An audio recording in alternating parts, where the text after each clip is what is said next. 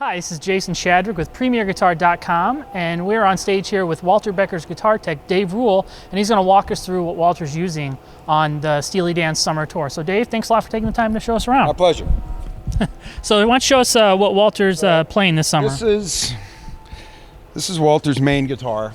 It's a Sadowski Walter Becker Signature Series. 3P90s and some tricky little electronics going on in there. Mm-hmm. Like how so? The dual positions are hum canceling, which comes in handy because these things can create quite a bit of noise. There's a switchable EQ curve on that switch. And then there's this 3-position preamp. It's just like a buffer boost and then like a severe gain boost. But this guitar will see action most of the night. Mm-hmm. Next favorite one would probably be this one, which is pretty straight ahead, 2 humbucker. It's got the same basic electronics and without the switch, without the pull switch. Mm-hmm. But it's the same preamp, same tone controls.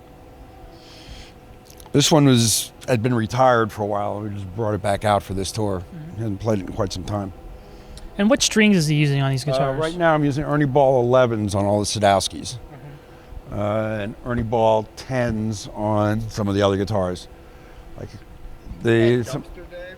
That's Dumpster, yes. This is, I think one night he wasn't getting what he wanted out of it. He told me to throw it in a dumpster, and then came in the next day and apologized to it. So now it's tagged Dumpster. This is a Hahn all mahogany telly. Thin line body. This guitar will also see quite a bit of action during the course of the night. It sounds really nice. Are there certain songs he pulls this one out for, or is it kind of pretty random? It's kind of random. It's pretty much toward the end of the set. He'll start looking for a little brighter kind of thing, and he'll pull this out. So are the guitar changes worked out ahead of time? No. No. No, yeah, that's another story altogether. All right. Here's another one that came out of the closet. He got this, I don't know, what do you say, 5 years ago or something, and never really used it. While in rehearsals, we were going through a lot of guitars, pulled this out and discovered quite a nice sounding instrument. A little tricky to get it to play in tune because of a non-compensated bridge, but a little creative plier work. So is this a vintage telly? It's a relic. Okay. Yeah, a relic no-caster. Mm-hmm. As you can see by the headstock. We've got another Hahn Stratocaster, which will come out. He's been using this on Godwhacker. He seems to like to play it on that. Once in a while, he'll put it on and just not want to take it off. Mm-hmm. The one night he played almost the entire show between these 2 Hahn guitars. And this is one he just recently acquired. This Fry guitar. I think they're made up here, aren't they? They're made just in Chicago. We got it from Rock and Roll Vintage. Yeah, but I looked online. I think the guy's actually from up around here, or from Green Bay or somewhere in Wisconsin. But this is made out of cedar. No, It's spruce, right? Very light. Very nice sounding. This will come out probably on Reelin' in the Ears.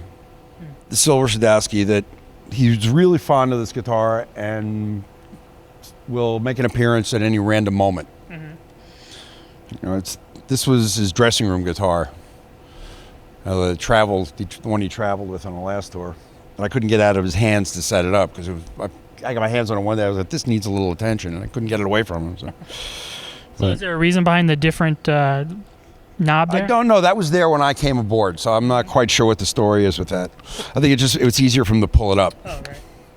Because these are, if you're doing a push-pull on these knobs is a little awkward sometimes. But this has also got the same electronics as the other. With the 3-position. Yeah, with the 3-position preamp right here. And I think that this might have been like the prototype idea for this. for this. It's for the signature one. That's basically this without a pickguard. Yeah. So this is kind of like his real go-to studio guitar. Yeah, he told me that in the studio he'll go through a half a dozen guitars and end up playing this. Because there really is something tonally that happens when there's no external strings. You know, everything's clamped down here and clamped down there, so there's no vibration passing anywhere else, really. And apparently it works for him in the studio. As you can see, I mean, that bridge is locked in there. It's screwed down really tight, and there's a block in there, so it can't. If he breaks a string, it won't drop. Right. This one has not seen the light of day yet on this tour, but we're not done yet. This is the Cower Banshee. That's modeled after a anonymously named Gibson guitar. And unlike its grandfather, it doesn't, you notice that it actually holds position. It doesn't do that, thanks to the Steinberger tuners, which make it actually very lightweight. And everything on here is very lightweight. Bridge is got a pigtail bridge on here because it came with a wraparound aluminum bridge that it sounded good and it looked great, but it just would not play in tune. And he's very, very particular about the intonation on his instruments. You know, and he hears things most people don't. You know, that's why they made all those great records all those years. So this he plays every night on Kid Charlemagne in the encore. And then this Fano is another recent acquisition. Interesting instrument. It's got the tone control is actually stepped. So there's like a different capacitor on each step, and it's like 16 steps in this thing. Yeah, so it's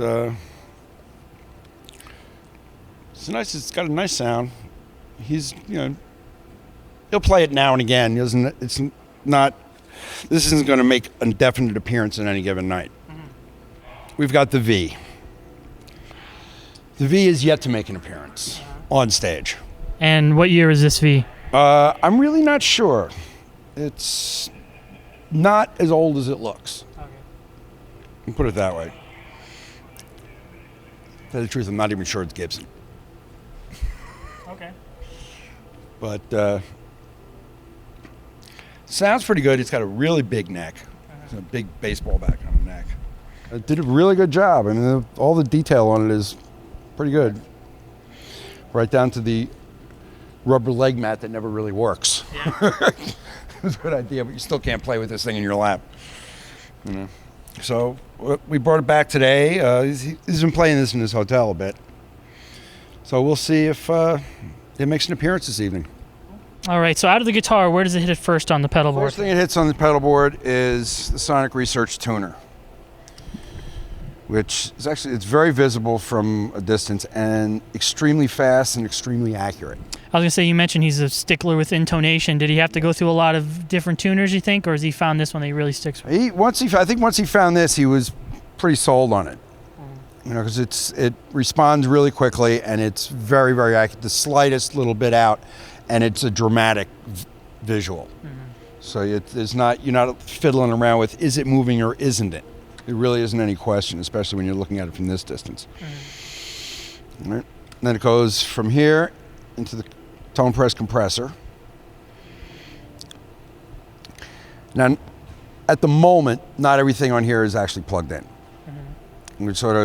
We had everything going at one time and then realized that it was probably losing a little bit of signal, so we started taking things out. From the compressor, we go into the Eventide pitch factor. All right, and there's 2 presets in there that he'll use. Out of that, into the Eventide space, which is set it for a spring reverb setting. So he basically uses the space just as a reverb unit? Yeah. Yeah.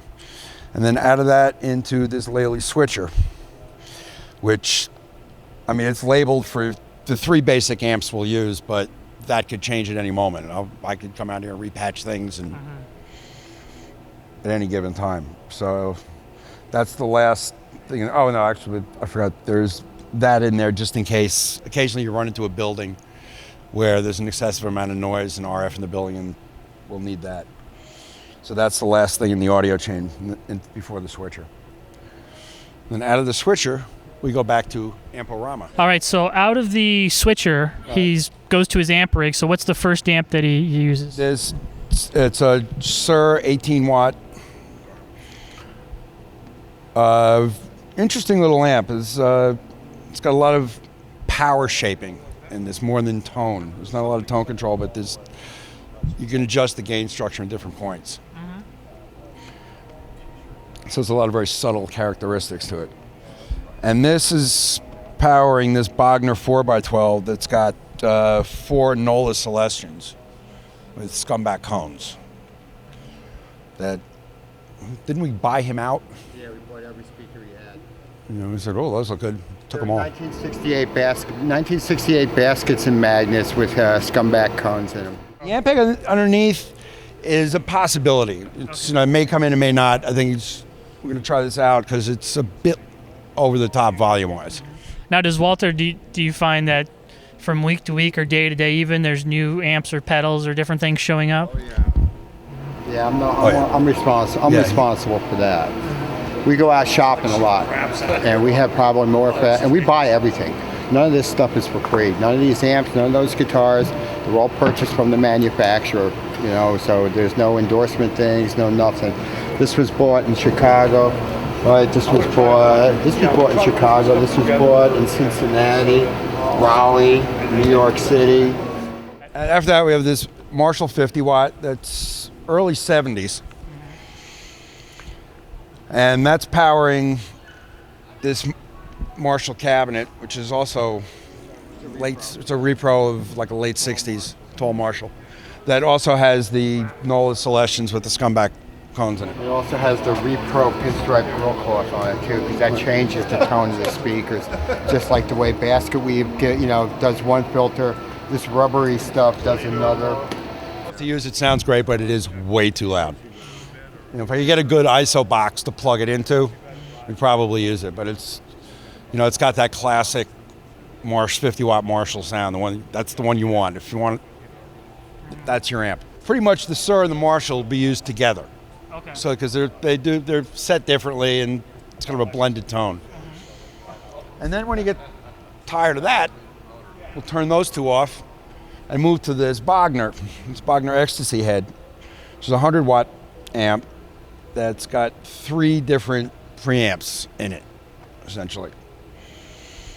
So you can get like a completely clean, big fat sound, a good crunchy sound, and then a completely over the top, overdriven sound, which is exactly what it does. Hey, it does. It really does. It's very German. And that's going into this Bogner 4x12 that's got vintage 30s in it. And this is actually a recent acquisition. We got this just before the beginning of the tour. And this guy here, he's been really into. This is a Virgil, Three Monkeys Virgil, right? We also have a Three Monkeys Grease Monkey that lives in his hotel room as well. He's been digging this recently. We also have head switchers to switch heads into cabinets. So if he wants to use the Bogner into this cabinet, we can do that. If he wants to use this into that cabinet, he can do that. If he wants to go this into that cabinet, he can do anything he wants. Some of it, a lot of times, it's really random.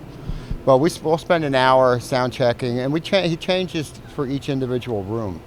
Right? We use Shure SM7s on his guitar cabinets, and a Sennheiser 508 or 608 over there. I'm into this because I mix his guitars live from out front of the house, because the other guy's too busy to get. And I hear that, I know what this stuff is, and I know the order that I know what he's going for, because I've been here quite some time. So when it comes to amp switching, is that something he can do from his pedal board, or is that something that's done? There's a switch usually on top of the amp. We're having problems with the switcher now. That's why it's not up here. We've been using these Palmer head switchers so we can switch 2 heads into 1 cabinet. But then last night one of them went down, and it's a Sunday, so it's like. So it's more or less. If he wants to switch, it's going to be me running out here. Yeah. Manually patching. Actually, let me explain this. Come over here. This microphone, right? This goes direct to Dave Rule's in-ear monitors, right? So during the show, he can go, "Bring me this. I want to use this amp. You suck." Yeah.